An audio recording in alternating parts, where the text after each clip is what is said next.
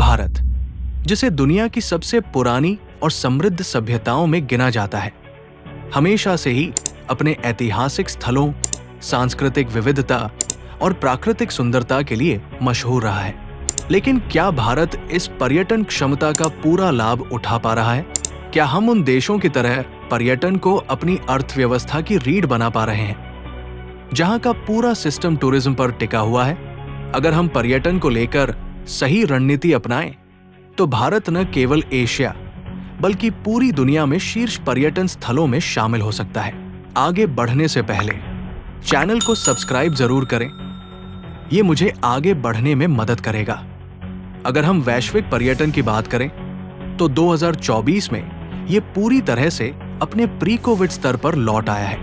इस साल 1.4 बिलियन यानी 140 करोड़ से भी ज्यादा अंतर्राष्ट्रीय पर्यटक घूमने निकले। ये 2023 के मुकाबले 11% ज्यादा है। इससे साफ है कि महामारी के बाद भी दुनिया में टूरिज्म सेक्टर बहुत तेजी से ग्रो कर रहा है। आज कई ऐसे देश हैं जिनकी पूरी अर्थव्यवस्था पर्यटन पर टिकी हुई है। मालदीव, थाईलैंड, फ्रांस और दुबई जैसे देश टूरिज्म को लेकर लगातार नई योजनाएं बना रहे हैं। अच्छे इंफ्रास्ट्रक्चर, बेहतर होटल सुविधाएं और सरकार का सख्त नियंत्रण इन देशों की सफलता की सबसे बड़ी वजह है। भारत भी दुनिया के सबसे ज्यादा पसंद किए जाने वाले पर्यटन स्थलों में से एक है। यहाँ ताजमहल है, राजस्थान के किले हैं, हिमालय की ऊंचाइयां हैं और गोवा के खूबसूरत समुद्री तट हैं। लेकिन सवाल ये है कि क्या हम अपने इस बड़े टूरिज्म पोटेंशियल को सही तरह से इस्तेमाल कर रहे हैं? अगर आंकड़ों की बात करें, तो 2019 में भारत में 6.97 करोड़ विदेशी पर्यटक आए थे, लेकिन 2023 में ये संख्या घटकर 6.19 करोड़ रह गई। हालांकि घरेलू पर्यटन में भारी बढ़ोतरी हुई है। 2022 में 182 करोड़ घरेलू पर्यटन यात्राएं दर्ज की गई, जो दिखाता है कि भारत में लोग घूमने के लिए पहले से ज्यादा तैयार हैं। अब सवाल ये उठता है कि क्या हम सही जगह निवेश कर रहे हैं? क्या हमारी सरकार टूरिज्म को उतनी ही गंभीरता से ले रही है जितनी दुनिया के बाकी देश ले रहे हैं? कुछ राज्यों ने इस मामले में जबरदस्त प्रदर्शन किया है, जिससे ये साफ होता है कि अगर सही प्लानिंग हो तो भारत में पर्यटन को बड़े पैमाने पर बढ़ाया जा सकता है। अगर हम गुजरात की बात करें, तो ये राज्य टूरिज्म को लेकर काफी आक्रामक रणनीति अपना रहा है। 2025 के लिए गुजरात सरकार ने 3,615 करोड़ रुपए का टूरिज्म बजट रखा है, जो 2024 के 2,152 करोड़ रुपए से काफी ज्यादा है। इसका सबसे बड़ा उदाहरण स्टैच्यू ऑफ यूनिटी। ये सिर्फ दुनिया की सबसे ऊंची प्रतिमा नहीं है, बल्कि एक ऐसी जगह बन गई है जिसने गुजरात के टूरिज्म को नई ऊंचाइयां दी है।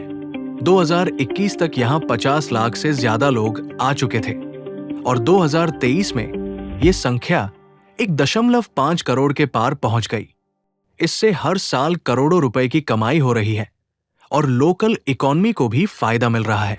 उत्तराखंड भी धार्मिक पर्यटन के मामले में लगातार ग्रो कर रहा है।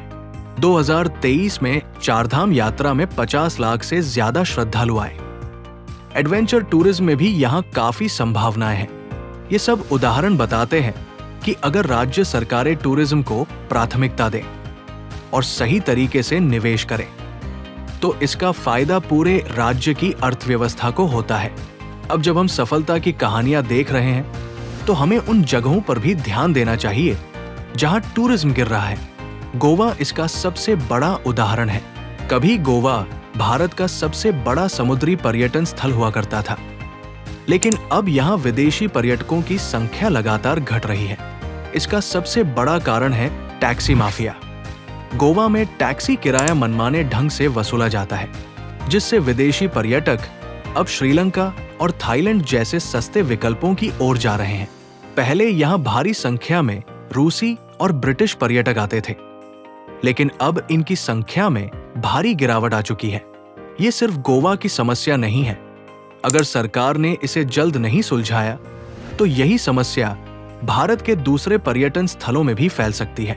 अगर भारत को पर्यटन के मामले में दुनिया में सबसे आगे जाना है, तो कुछ जरूरी सुधार करने होंगे।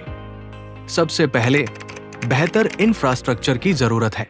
अगर किसी जगह की सड़कें खराब हैं, एयरपोर्ट सही से कनेक्टेड नहीं है, तो पर्यटक वहां बार बार आना पसंद नहीं करेंगे।